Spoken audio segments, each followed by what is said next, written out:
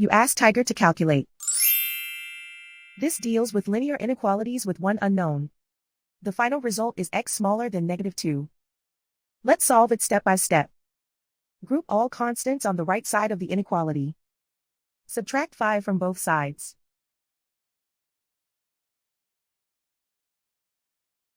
Group like terms.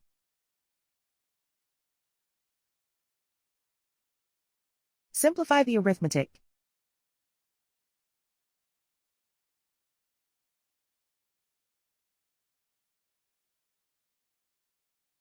Convert the x into a positive number. Multiply both sides by -1. Whenever you multiply or divide by a negative, reverse the inequality sign.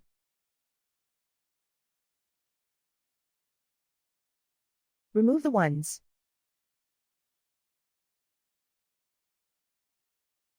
Simplify the arithmetic.